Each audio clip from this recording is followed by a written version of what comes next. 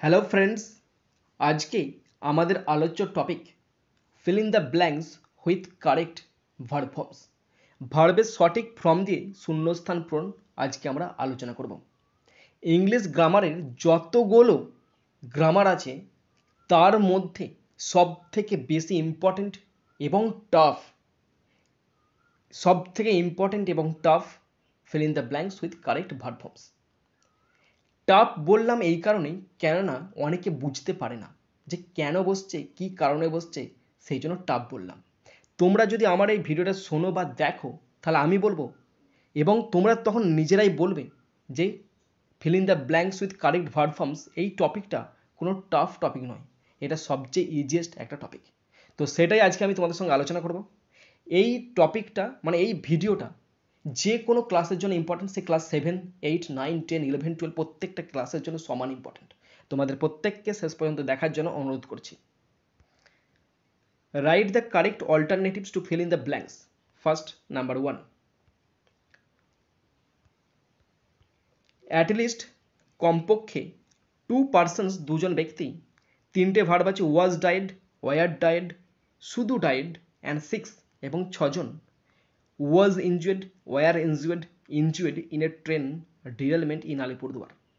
আলিপুরদুয়ারে একটি ট্রেন লাইনচ্যুত হয়ে গেছে, তার ফলে 2জন ব্যক্তি মারা গেছে, 6জন আহত হয়েছেন। তো ঘটনাটা শুনে কি মনে হচ্ছে? এটা কি বর্তমানের ঘটনা না অতীতের ঘটনা? অফকোর্স এটা ঘটনাটা ঘটে গেছে বলেই তো এখানে প্রকাশ পেয়েছে। তাহলে ঘটে গেছে মানে কি পাস্ট টেন্স, তার মানে পাস্ট ফর্ম বসবে। এবার দেখো, 2জন ব্যক্তি মারা গেছে, তার মানে কি ব্যক্তিগুলো কি নিজে নিজে মারা গেছে? কারোর দ্বারা মারা গেছে, তার মানে কি ভয়েস চলে আসছে। কারোর দ্বারা মানে কি ভয়েস, মানে প্যাসিভ ভয়েস। তাহলে প্যাসিভ ভয়েসের ফর্মে কোনটা আছে? ওয়াজ ডাইড আছে আর ওয়ার ডাইড আছে, আর একটা ভার্ব আছে ডাইড। এবারে এখানে এই ওয়াজ ডাইড অথবা ওয়ার ডাইডের মধ্যে বসবে, কিন্তু আমি বলবো এদের দুজনের মধ্যে কেউই বসবে না। এখানে বসবে প্রথম শূন্যস্থানে শুধুমাত্র ডাইড, ডিআইইডি বসবে, died. At least 2 persons died, কমপক্ষে 2জন ব্যক্তি মারা গেছে। এবার দেখো ডাইডটা কেন বসলো বলছি, আর আগে বলবো ওয়াজ ডাইড, ওয়ার ডাইড কেন বসানো। আমি কি বললাম?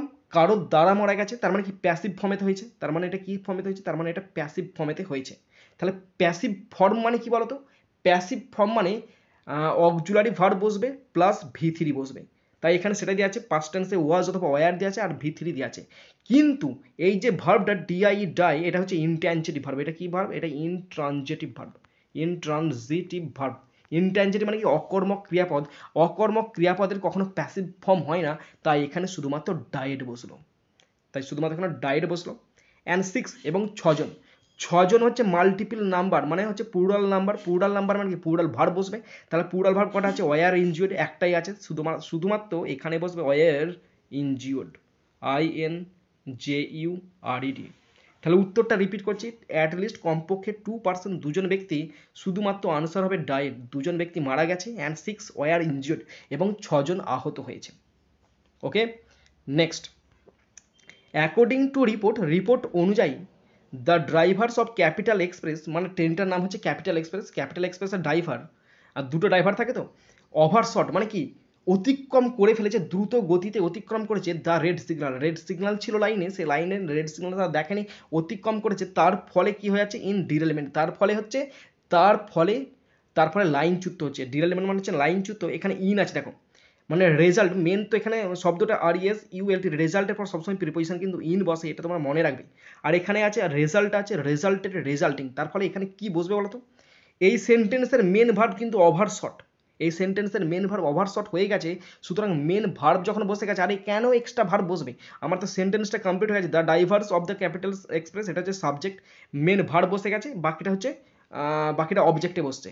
তার মানে এখানে রেজাল্টও বসবে না, রেজাল্টেডও বসবে না, এখানে কি বসবে? এখানে বসবে শুধুমাত্র রেজাল্টিং বসবে।